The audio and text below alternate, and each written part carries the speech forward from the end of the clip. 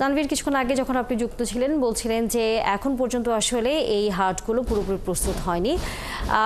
কতটা সময় লাগতে পারে? হাটের যারা এখানে কর্তৃপক্ষ রয়েছে, দেখভাল বা নিরাপত্তার দায়িত্বে যারা রয়েছেন তারা কি বলছেন, এবং একই সাথে বেচা বিক্রিও আসলে কবে নাগাদ শুরু হতে পারে সে বিষয়ে তারা কোনো আভাস দিয়েছেন কিনা?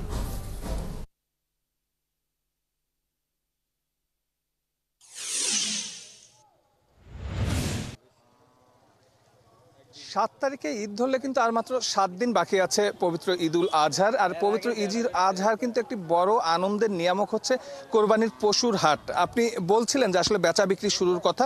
আপনি জানেন যে আসলে আনুষ্ঠানিক কিন্তু আসলে হাটের কার্যক্রম এখনো শুরু হয়নি, সেটি 3 তারিখ থেকে শুরু হবে। আমরা এখন যেখানে আছি অর্থাৎ আমরা যে সংবাদটি দেখাচ্ছিলাম পশুর দাম এবার কেমন যাবে সেটি একটু জানার চেষ্টা করব। চুয়াডাঙ্গা থেকে এই ব্যাপারী এসেছেন এখানে, আমরা একটু জানবো আপনি কতগুলো পশু নিয়ে এসেছেন, আর এই যে পশুটি দেখছি সাদা, এটির দাম কত চাচ্ছেন? এটা 2 লাখ চাচ্ছি।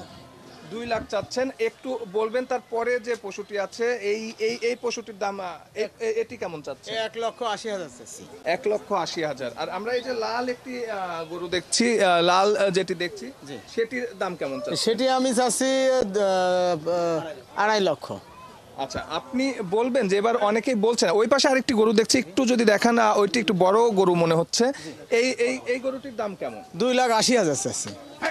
আপনি জানছিলেন আসলে যারা ক্রেতা আসছেন তারা এই দামটাকে কিন্তু অনেক বেশি দাম বলছেন, সেই জায়গা থেকে যদি একটু আপনি বলেন যে আসলে এবার দাম কি চড়া যাচ্ছে?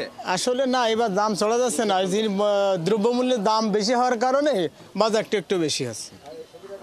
দ্রব্যমূল্যের দাম তো প্রতিবারই বাড়তে থাকে, এবার একটু বেশি, অতিরিক্ত বেশি। আমরা যে ভুসি চাল খাওয়াই এগুলো মানে সীমার অতিরিক্ত বেশি হয়ে গিয়েছে।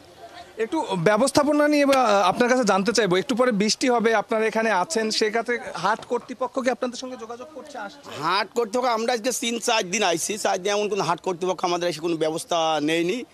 তারপরে একজন আইসে ইমরান ভাই, উনি একটু আমাদের এই যে কিছুটা করছে, উনি একটু হেল্প করছে, 2টো বাথরুম করছে, পানির একটা ব্যবস্থা করছে, কিন্তু লাইটের কোনো ব্যবস্থা নেই আমাদের।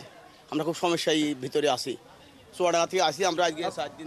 শুনছিলেন আসলে এবার হাট ব্যবস্থাপনা নিয়ে আসলে শুধু এই হাটটি নয়, বেশিরভাগ হাটে কিন্তু যারা ব্যাপারীরা দূর দূরান্ত থেকে এসেছেন তারা কিন্তু আসলে অভিযোগ করছেন যে ব্যবস্থাপনা নিয়ে চরম একটি ঘাটতির মধ্যে দিয়ে যাচ্ছেন। কারণ এই যে পয় নিষ্কাশনের যে ব্যবস্থা, এত বড় একটি হাট, 2 থেকে 3টি যদি আসলে বাথরুমের ব্যবস্থা করা হয়, এত মানুষ আসলে কোথায় যাবে? এবং এখন আকাশের যে অবস্থা, কিছুক্ষণের ভিতরে হয়তো বৃষ্টিও নামবে, এই বৃষ্টির ভেতরে আসলে এই মানুষগুলো কোথায় যাবে, এই পশুগুলো কোথায় থাকবে, সে বিষয়ে কিন্তু এখন পর্যন্ত আমরা আসার পরেও আসলে সেই অর্থে সেরকম কোনো ব্যবস্থাপনায় যে লোক, সেই মানুষটি আমরা পাইনি। আমরা উত্তর সিটি কর্পোরেশনের সঙ্গে যখন কথা বলছিলাম তারা কিন্তু একদম স্পষ্ট বলছেন যে এই দিয়াবাড়ি পশুর হাট এখন পর্যন্ত ইজারাদারই আসলে নিশ্চিত করা হয়নি। তো ইজারাদার নিশ্চিত করা না হলে আসলে দায়িত্বটি কে নেবে সেটি কিন্তু একটি বড় প্রশ্ন। তবে বিকাল হয়ে যাচ্ছে, আনুষ্ঠানিক গরুর হাটের পশুর হাটের আনুষ্ঠানিকতা শুরু না হলেও, ক্রেতা সমাগম ওই অর্থে না হলেও কিছু ক্রেতা আসছেন এবং আসলে দাম যাচাই করে। ধন্যবাদ।